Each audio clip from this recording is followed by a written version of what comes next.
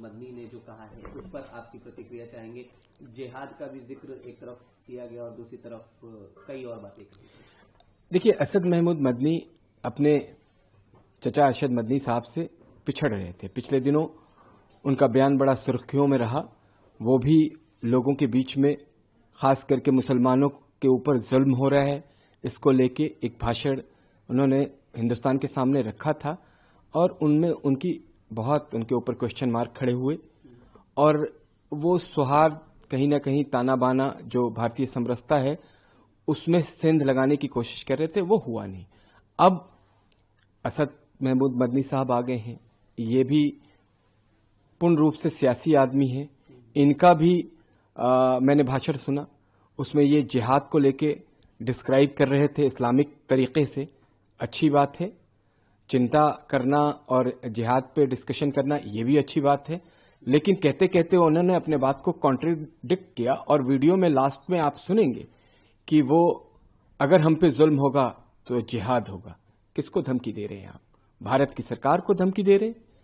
अगर आप धमकी दे रहे हैं तो खुल के सामने आइए और धमकी इस तरह से मत दीजिए। भारत की सरकार, भारत के वजीर आजम नरेंद्र मोदी साहब सबके लिए सोचते हैं, सबकी बात करते हैं, सबको साथ लेके चलते हैं। महमूद मदनी साहब, आप सौहार्द बिगाड़ने की कोशिश कर रहे हैं। आप भारत में मुसलमानों को केंद्र बिंदु बना के ये कह रहे हैं कि मुसलमान कमजोर हो चुका है, मुसलमानों के ऊपर जुल्म हो रहा है। ये आप नाइंसाफी की बात कर रहे हैं, बेईमानी की बात कर रहे हैं। लेकिन वो तो ये भी कह रहे हैं कि वो सरकार के दबाव में काम कर रही हैं। बाबरी मस्जिद वाला इशू, चाहे 3 तलाक वाला, उनका कहना है कि कई अन्य मामलों के फैसलों के बाद ऐसा लगता है कि पिछले कुछ वर्षों से अदालतें सरकार के दबाव में काम कर रही हैं। क्या अदालत अगर सरकार के दबाव में काम कर रही होती तो जो बाबरी इशू है, जो उस पे पूरा फैसला राम मंदिर का अदालत से हुआ है। अदालत इंसाफ देने के लिए होती।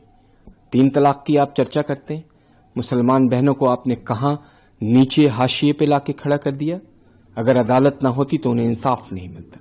ये वही लोग हैं जिन्होंने दबाव बना के कांग्रेस पार्टी से शाहबानो के केस में फैसला पलट दिया था। ये सरकार ऐसी है नहीं, किसी के दबाव में नहीं आती, इंसाफ की बात करती है।